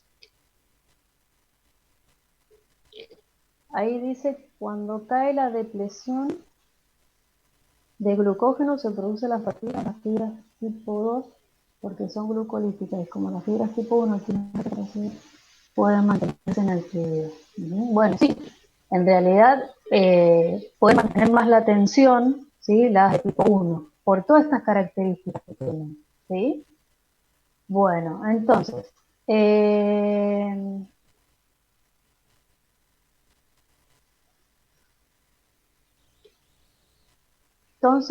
les dice que un determinante importante de la capacidad de resistencia a la fatiga de las fibras musculares está dado por la circulación y la presencia de mioglobina, entre otras cosas. En promedio, el músculo esquelético en reposo tiene un flujo sanguíneo de 1 a 4 mililitros por minuto por 100 gramos de tejido, es decir, 20% del gasto cardíaco, llegando a un máximo de 50 a 100, dependiendo de la actividad que realice y el tipo de músculo. O sea que casi un 80% del gasto cardíaco, de 20-80 puede pasar cuando se realiza una actividad. Entonces, aplicando sus conocimientos de regulación del flujo sanguíneo, mencionan los factores que intervienen para aumentar drásticamente el flujo cuando el músculo entra en actividad. O sea, para proveerle suficiente sangre y nutrientes a este músculo. ¿Cuáles serían los factores que regulan el flujo sanguíneo? ¿Se acuerdan que lo vimos?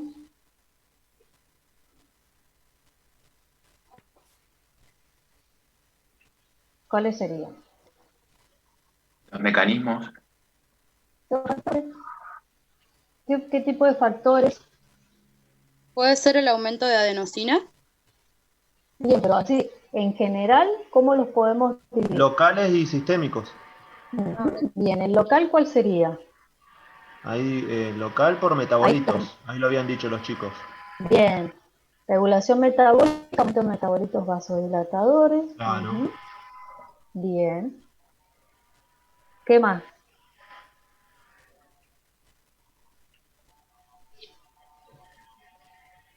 ¿Eso entra dentro de la autorregulación del flujo?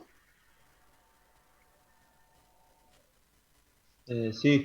Sí, son mecanismos locales. Bien, ¿qué otro mecanismo local hay? El shear stress y el endotelial. Que por aumento de flujo se produce la formación de óxido nítrico en el endotelio y el cual viaja al músculo liso arteriolar y produce el aumento de flujo. Bien. Y hay otro que es propio del músculo, o sea, del músculo liso endotelial. ¿Cuál es? Miogénico. ¿Cómo? Miogénico. Bien, el miogénico. Ah, bien. Bien, y después ahí comentaban otro factor, que no era local. ¿El sistémico? Bien, ¿a qué te referías con sistémico? Yo había pensado ahí por la activación de los receptores, los beta 2, que producían vasodilatación. Bueno, ahí lo vamos a ver Principalmente en un ratito. por adrenalina, me parece. Bueno, pero en realidad lo tienes que englobar con un nombre, ponerle un nombre, sin tener que hablar de receptores ni de hormonas, en este caso. ¿Qué sería? Sistema nervioso autónomo. El simpático, ¿no? Simpático. Bueno, simpático, ¿qué más?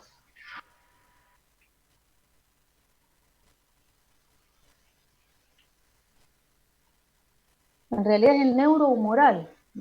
La angiotensina 2 también es un potente vasoconstrictor. Bueno, sí, pero bueno.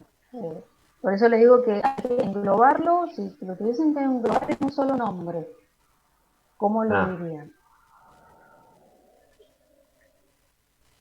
Lo que usted dijo, neuroendocrino. Neurohumoral. Neurohumoral. Bien, bien. O sea, profe, para este punto tenemos que dividirlos en locales y sistémicos y ahí especificar. Claro, exacto. ¿Sí? Muy bien. Entonces, se adjunta una tabla donde hay un cuadro comparativo del mecanismo de regulación del flujo en distintos tejidos. A partir de él extraiga la información necesaria para verificar su conclusión respecto al músculo esquelético. Entonces, tenemos esta tabla que expresa los receptores del sistema nervioso autónomo que participan de esta regulación del flujo, y en él aparece un asterisco acá, en este, y ese asterisco, ¿a qué se refiere? a que los receptores beta-adrenérgicos en los vasos que irrigan el músculo no están inervados, ¿no? Y señala que la adrenalina dilata y que la noradrenalina contrae el vaso. ¿Sí? Ahí lo tenemos. Dilata y contrae, son las siglas ¿Mm? Entonces, ahora vamos a ir respondiendo aplicando esta información, o sea, analizando la tabla y con el conocimiento de los subtipos de receptores adrenérgicos, lo que no corresponde. Dice, la adrenalina liberada ¿desde dónde? Adrenalina La suprarrenal.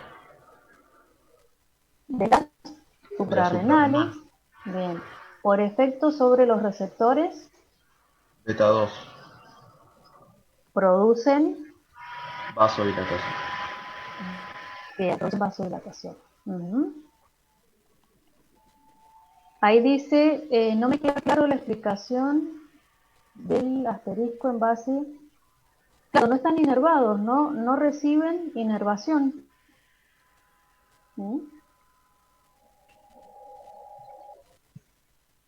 ¿Sí? No como el resto de los beta 2, en este caso los beta, ¿sí? No van a recibir la inervación de un neuro, o sea, tanto la adrenalina o la noradrenalina no van a venir, ¿sí? Por una terminación nerviosa. Claro, sería Ahora como que les voy a mostrar un dibujito. no tiene el simpático no tendría actividad sobre ellos, digamos. Exactamente. El simpático Sobre los vasos no musculares. actúa sobre los beta. Ah. ¿Sí? ¿Estamos? Bueno. Entonces, la noradrenalina liberada ¿desde dónde? ¿Dónde se libera la noradrenalina? Postganglionar. Bien, pero no, acá con respecto al... Bien, es postganglionar y va a hacer efecto sobre qué tipo de receptores para producir, ¿no?, la vasoconstricción. Los alfa-1. Muy bien. Entonces, esto lleva a recordar que el tono simpático de los vasos sanguíneos es mantenido por los receptores. ¿Qué tipo de receptor? Bien, alfa-1. Dicho tono es modificado por los mecanismos de regulación sistémica que dependerá de ¿qué? Del tipo y lugar de liberación del mensajero químico, del número de receptores presentes en el vaso, que tiene mayor cantidad de ¿qué tipo de receptores? El vaso tiene mayor cantidad de ¿qué tipo de receptores? ¿Y serán de alfa-1? ¿De alfa-1? Ni idea en este caso. Digo, la verdad, profe, ni idea. Beta 2. Y porque no sabía. Bueno, los beta 2 tienen mayor cantidad de beta 2 que de alfa 1. Bueno. Entonces, esa es con se refiere a la densidad de receptores que tiene el vaso, ¿sí? Pero ahora, hablando de la afinidad de ese receptor al mensajero noradrenalina, ¿cómo sería la afinidad?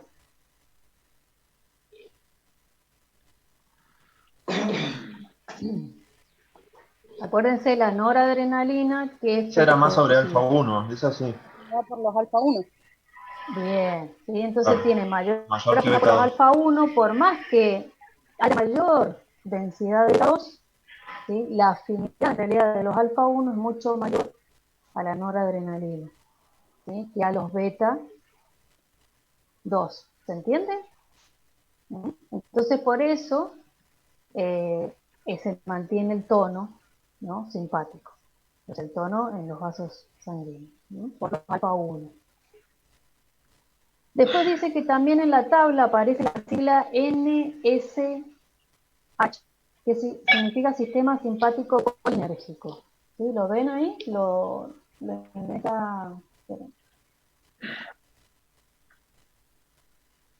¿sí? Ahí aparece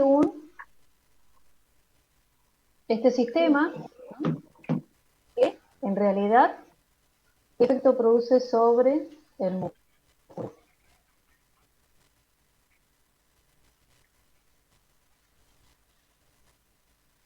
¿Qué efecto produciría la acetil? Dilatación, porque impacta sobre receptores muscarínicos. Ujú. Bien, entonces, en realidad este tipo de sistema, ¿cuándo es activado? Porque no es que está activado permanentemente, ¿no? Sino que ahí, ¿qué dice el texto? Como mecanismo anticipador del ejercicio. Bien, anticipatorio pone tanto actividad física como emociones intensas. ¿Mm? Sí. ¿Sí? Entonces lo que va a hacer en realidad, ¿sí? Estas aferencias a los vasos actúan sobre receptores muscarínicos y están reguladas de niveles superiores como el córtex o el hipotálamo, y su activación intensa resulta en un aumento o una caída de la presión arterial. Y si liberan acetilcolina, yo pensé que iban a disminuir la presión. Bien, ahí te dice que qué efecto produce. Son vasodilatadores. Son vasodilatadores. Entonces, ¿aumentan o disminuyen la presión arterial? La disminuyen. Disminuyen. Ujú. Ah, Entonces, por ahí puede llegar a producirse un desmayo, ¿no? En una emoción intensa o en una actividad física muy grande.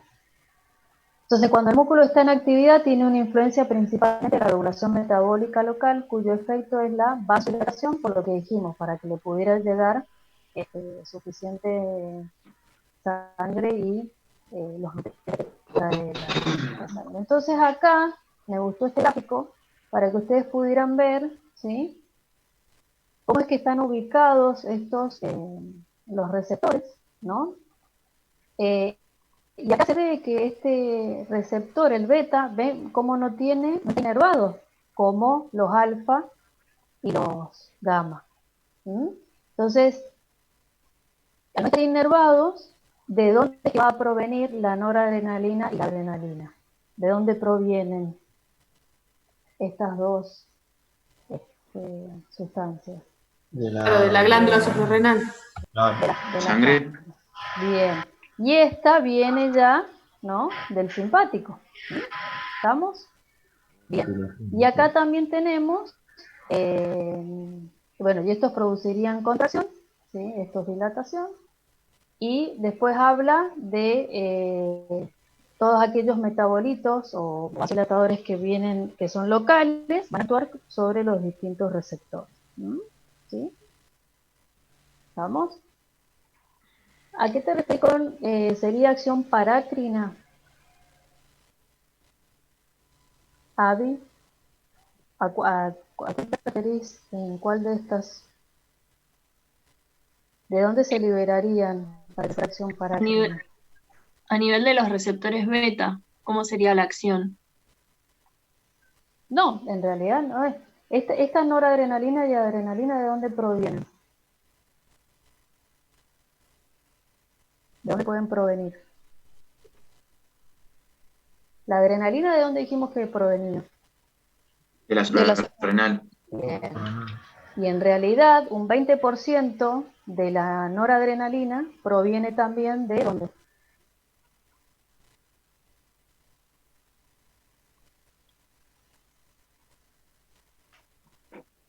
¿Dónde puede provenir la noradrenalina? ¿Puedes repetir, profe, que se me corte el internet, por favor? Recién dijimos que la adrenalina provenía de ¿dónde? De la ¿Dónde suprarrenal. se libera la adrenalina? Bien. ¿Y esta adrenalina de dónde puede provenir? Bien, como dice Victoria, de la glándula suprarrenal. Un 80% produce adrenalina y un 20% noradrenalina. ¿Sí? Bien. Entonces, lo último es que tienen que analizar la curva de disociación de la hemoglobina y junto con la de la mioglobina. ¿Qué diferencias, similitudes encuentran?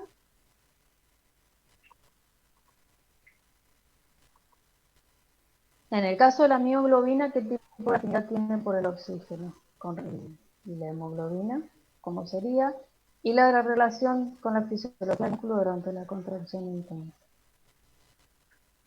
Bien, la mioglobina tiene mayor afinidad.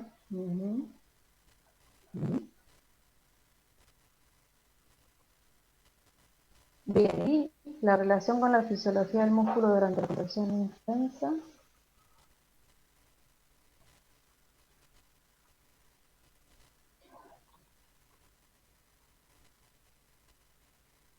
Bien, pero ahí, Emiliana, cuando hablas por qué se dé menos oxígeno a los tejidos, ¿qué pasaría qué pasa cuando el músculo se contrae de manera intensa?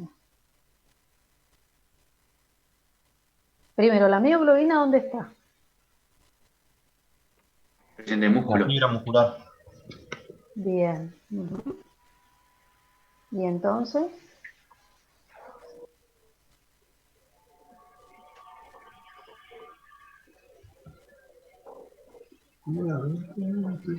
ahí dice Abril porque puede ser que permite mayor captación de oxígeno.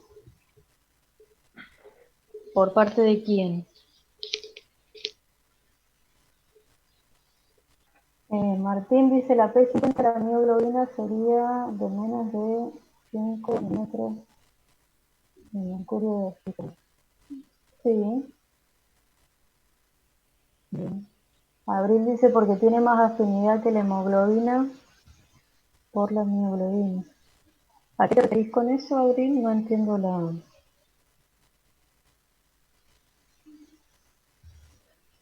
En realidad, Juliana, la mioglobina, ¿qué función cumple la mioglobina? ¿Es de transportar? Al tener más mioglobina en el músculo, permite almacenar, como tiene mayor afinidad por el oxígeno que la hemoglobina, por ahí sería que permite captar más oxígeno y almacenarlo en el músculo. Bien, exacto. Juliana, no sé quién está hablando. ¿Juliana? No, ¿Julieta? No, Abril. Ah, Abril, no, porque Juliana lo que dice es que la mioglobina no es para transporte, por eso no tiene que ceder. No entiendo esa pregunta.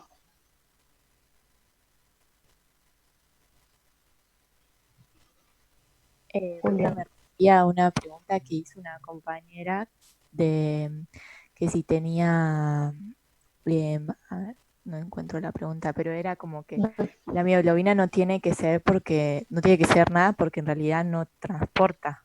A eso me refería, no transporta el Bueno, por eso oxígeno era mi pregunta, claro, ¿dónde está la mioglobina? ¿Sí? en el ¿Dónde está músculo. ubicada? ¿Cómo? En el músculo. Bien, entonces en realidad no es una proteína transportadora de oxígeno. La hemoglobina sí, porque transporta el oxígeno desde los pulmones hacia los tejidos. En cambio, la mioglobina se encuentra dentro del músculo, por lo tanto no transporta oxígeno, ¿sí? Sino que es una reserva de oxígeno, como dicen ahí, un reservorio de oxígeno. ¿Mm?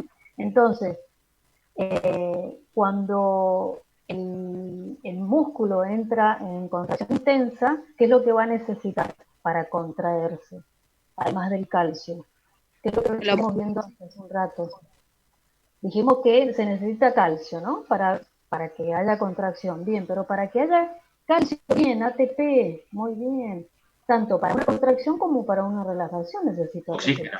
Ahora, bien, ¿y ese ATP cómo lo tengo? ¿De dónde proviene ese ATP? De la fosforilación oxidativa. Bien, y para que haya fosforilación oxidativa, ¿qué necesito? El oxígeno. El oxígeno. Bien, entonces, lo que yo necesito, además del aporte que va a venir por la sangre, ¿sí? Que va por cambios en las presiones de oxígeno, porque en realidad la presión de oxígeno dentro del músculo va a disminuir, por lo tanto la hemoglobina le va a poder ceder al músculo en ejercicio oxígeno, ¿sí?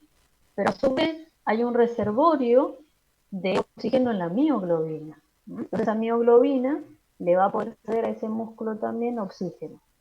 ¿Estamos? ¿Sí?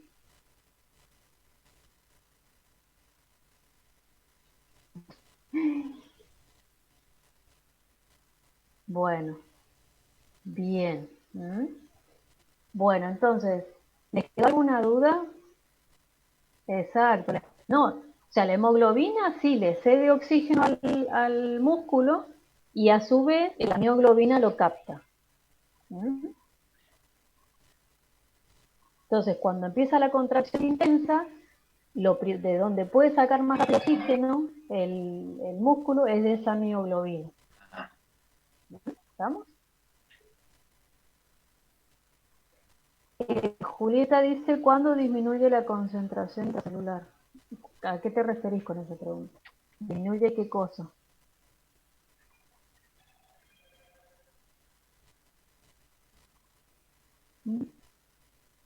No, quedó cortada la pregunta. Lo que preguntaba es que cuándo libera el oxígeno la mioglobina, cuando ya no queda más, digamos. No, cuando en realidad empieza a bajar la presión de oxígeno dentro del músculo, Claro. y la mioglobina empieza a liberar el oxígeno, y después luego la hemoglobina de la sangre le libera oxígeno al músculo.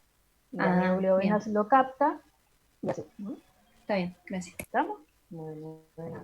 Bueno, ¿tienen alguna duda? No sé si era largo este práctico. Y bueno, con respecto a los receptores, tengan en cuenta entonces lo del tono simpático, es decir, que en realidad cuando uno habla de tono simpático, mantener el tono de los vasos, es que estamos hablando que el vaso permanentemente está semicontraído. Eso es gracias a los alfa 1. Y bueno, también tienen que recordar que el tipo y el lugar, ¿no?, de liberación del mensaje químico va a tener un efecto tanto vasodilatador como vasoconstricción sumado a la afinidad de los receptores que estén en ese vaso. ¿Estamos? ¿Sí? Bueno, ¿les ha quedado alguna duda de...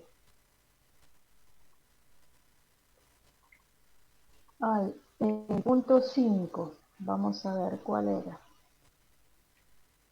Punto 5. Espérame que... ¿No te recordás cuál era el punto 5?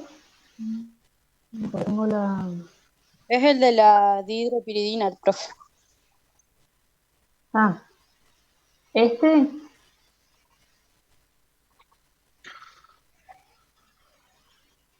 Bueno, ¿qué pasa con este? ¿Cuál era tu duda?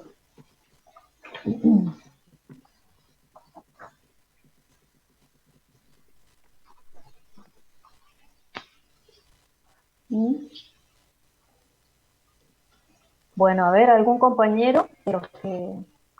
¿Cómo es el funcionamiento de este complejo proteico en el músculo esquelético como en el músculo cardíaco? ¿Cómo funcionan?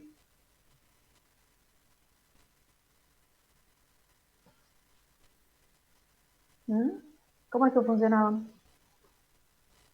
En el corazón sería que la despolarización de la membrana hace que la proteína de dihidropiridina se abra, o sea, se active, digamos, y permite el ingreso de calcio.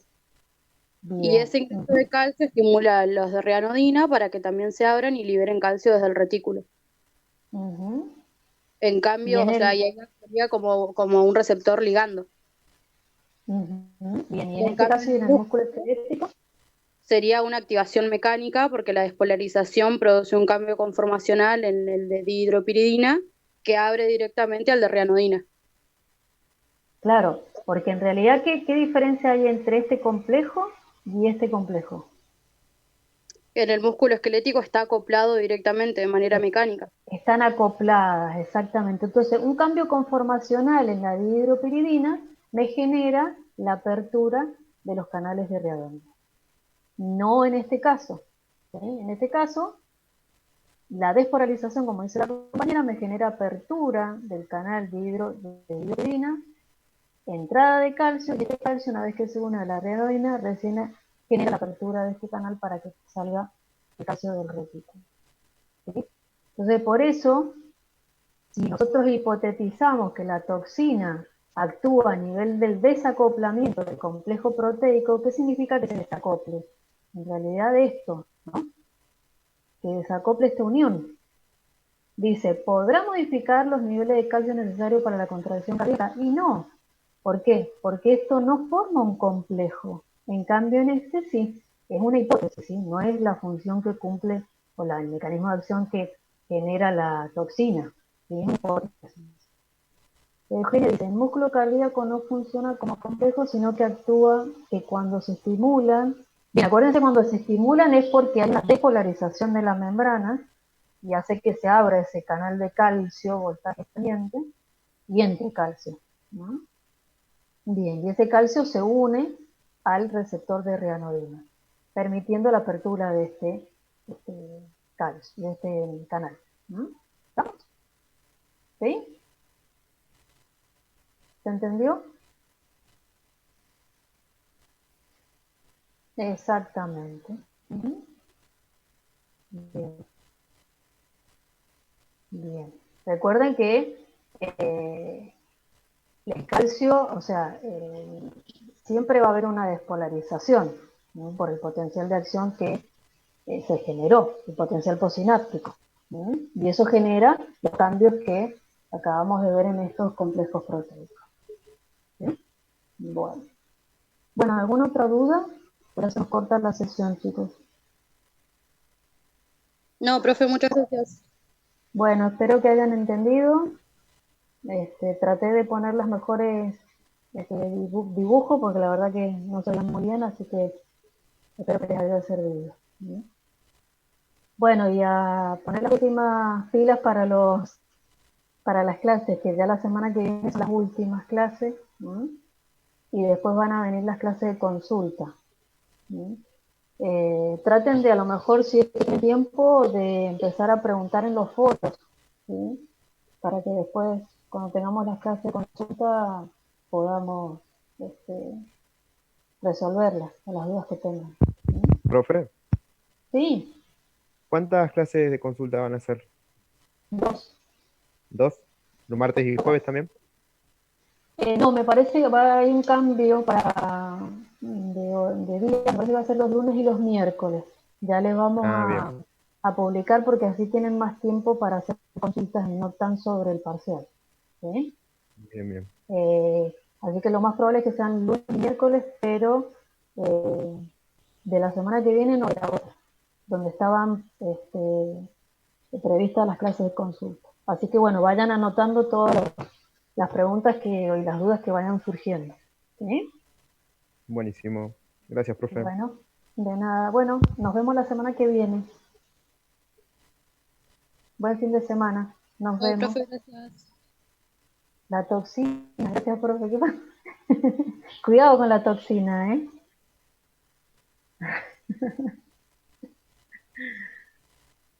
Bueno, nos vemos. Chaucito.